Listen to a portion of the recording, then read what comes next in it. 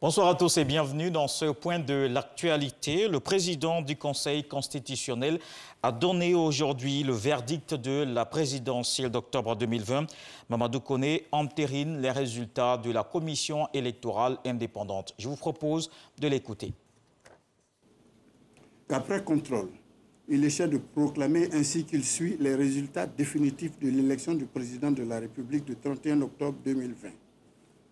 Nombre d'inscrits, 6 066 441. Nombre de votants, 3 269 813. Suffrages exprimés, 3 215 909. Majorité absolue, 1 606 956. Taux de participation, 53,90%. Ont obtenu M. Alassane Ouattara, 3 031 483 voix, soit 94,27%. M. Afi Nguessan Pascal, 31 986 voix, soit 0,99%. M. Bédié Konan Aimé Henri, 53 330 voix, soit 1,66%. M. Kouadio Konan Bertin, 64 011 voix, soit 1,99%. Considérant que sur 3 215 909 suffrages exprimés, la majorité absolue est de 1 606 956 voix.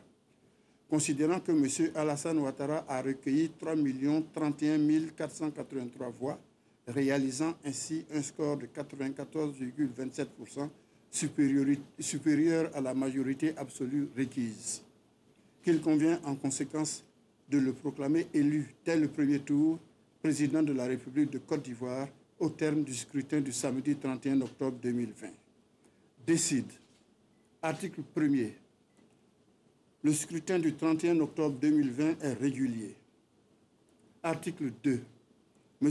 Alassane Ouattara est proclamé élu au premier tour président de la République de Côte d'Ivoire. Article 3.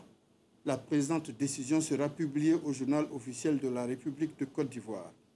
Décision délibérée par le Conseil constitutionnel en sa séance du 9 novembre 2020 où siégeaient Mesdames et Messieurs, Mamadou Koné, président, Jacqueline Loès Oble, conseiller, Ali Touré, conseiller, Kwa Diéhi Vincent, conseiller, Assata Koné, épouse Silué, conseiller, Rosalie Kwame Kindo, épouse Zalo, conseiller, Mamadou Samassi, conseiller, assisté de M. Kamara Siaka, secrétaire général du Conseil constitutionnel, qui a signé avec le président.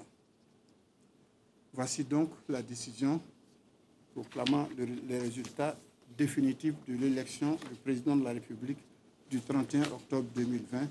Mesdames et messieurs, je vous remercie. L'audience est levée. Cette décision du Conseil constitutionnel met fin au processus électoral.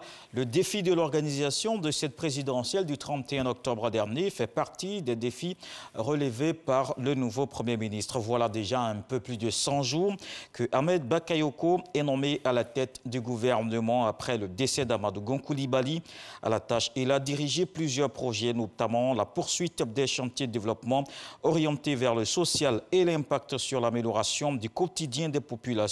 100 jours avec plusieurs bons points que la rédaction vous propose dans l'édition de 20h. La présidentielle est terminée. La vie reprend son cours normal dans le district d'Abidjan. Les embouteillages sont de retour sur plusieurs artères principales de la capitale économique.